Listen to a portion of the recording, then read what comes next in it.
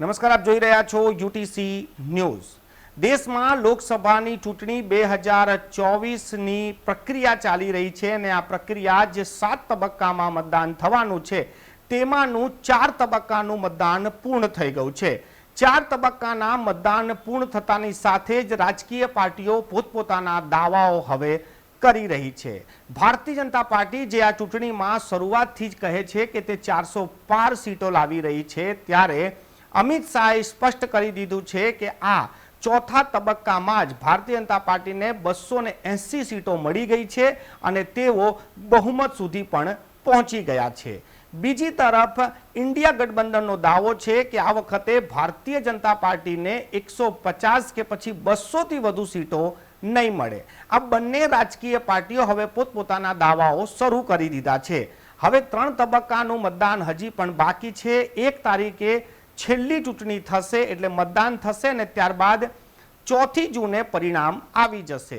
4 જૂનના પરિણામ પહેલા જ રાજકીય પાર્ટીઓ જે રીતેનો માહોલ બનાવી રહી છે, એક તરફ વાત સંભળાય છે કે આ વખતે 400 પાર, તો બીજી વખત કહેવાય છે કે આ વખતે ભારતીય જનતા પાર્ટી 200 પાર પણ નહીં થાય। આ તમામ ઘટનાક્રમની વચ્ચે જાણીતા જે ચૂંટણીના રણનીતિકાર છે યોગેન્દ્ર યાદવ, તેમણે ચોથા તબક્કાના મતદાન બાદ પોતાનું એક સર્વે બહાર પાડ્યું છે। તેમનું કહેવું છે કે એક્ઝિટ પોલ નથી, પરંતુ 35 વર્ષથી તેઓ ચૂંટણીઓ જોઈ રહ્યા છે, તેના પરથી તેમનો અનુમાન છે। યોગેન્દ્ર યાદવના અનુમાન પ્રમાણે, તેમના ગણિત પ્રમાણે તો ભારતીય જનતા પાર્ટીને આ ચૂંટણીમાં કે આ 4 તબક્કાઓમાં ખૂબ ભારે નુકસાન થઈ રહ્યું છે। યોગેન્દ્ર યાદવનું માનીએ તો આ વખતે ભારતીય જનતા પાર્ટીને 272નો બહુમત લાવવા માટે પણ ખૂબ મહેનત કરવી પડશે।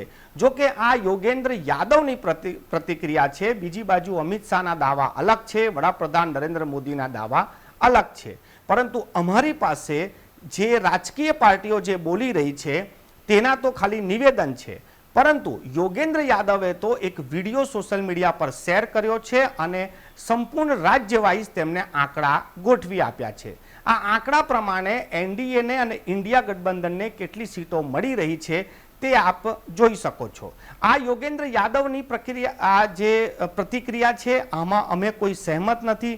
આ યોગેન્દ્ર યાદવના આંકડા પર તમારી શું રાય છે તમે નીચે કોમેન્ટ બોક્સમાં કોમેન્ટ કરી શકો છો। સાંભળો યોગેન્દ્ર યાદવનું ચોથા તબક્કા બાદ આ ચૂંટણીને લઈને તેઓએ શું ગણિત બેસાડ્યું છે અને કેટલી સીટો કોને મળી રહી છે।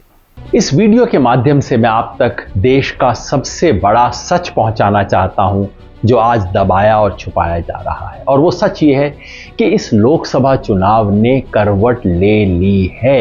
पिछले कई हफ्तों में मैं कर्नाटका गया, तेलंगाना, छत्तीसगढ़, राजस्थान, पंजाब, हरियाणा, उत्तर प्रदेश और बिहार, और 35 साल से चुनाव देखने के अनुभव के आधार पर मैं आपको बता रहा हूं, आज की तारीख में बीजेपी मेजॉरिटी नहीं ला रही। बीजेपी 272 से बहुत नीचे है और बीजेपी सहयोगियों के साथ एनडीए भी मेजॉरिटी से नीचे हो सकता है। यकीन नहीं होता? चलिए हिसाब कर लेते हैं।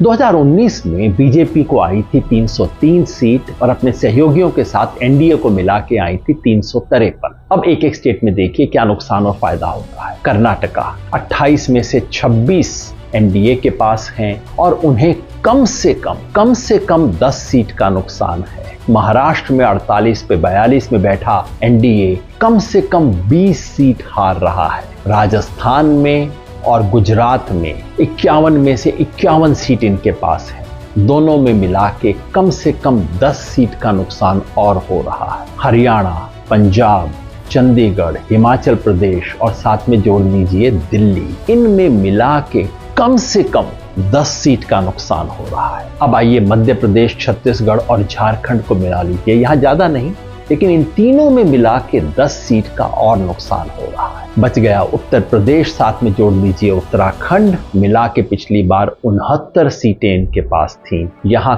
कम से कम 15 सीट का नुकसान है। और फिर बिहार 40 में से 39 सीट पे बैठी हुई एनडीए को कम से कम 15 सीट का नुकसान और है। कुल मिला के अब तक हो गया 90 का हिसाब।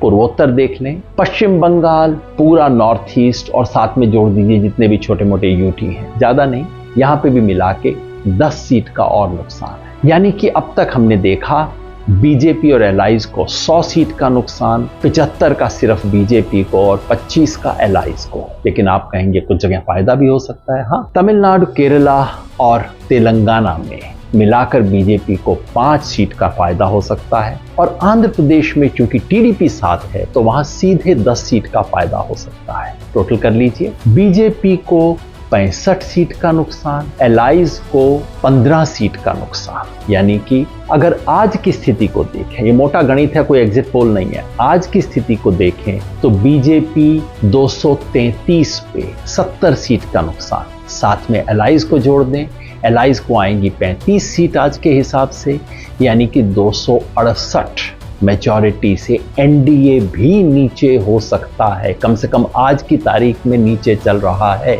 मैंने कहा था मैं एक जमाने में भविष्य बताने का काम करता था, अब भविष्य बनाने का काम करता हूं। तो फिर आपको क्यों बता रहा हूं सेफोलॉजी? वो इसलिए कि इस देश का पूरा तंत्र, पूरा मीडिया, पूरा टेलीविजन चैनल्स और ये इलेक्शन एक्सपर्ट सब मिलके ये प्रोपेगेंडा कर रहे हैं कि भाई बीजेपी जीत गई। और इसका असर क्या पड़ता है? आम व्यक्ति कहता है साहब मैं तो शायद नहीं दूंगा लेकिन आएगा तो मोदी। ये जो भावना बना दी गई है भाई आएगा तो मोदी ही ले देंगे, ये झूठ टूटना चाहिए, लोगों तक सच पहुंचना चाहिए।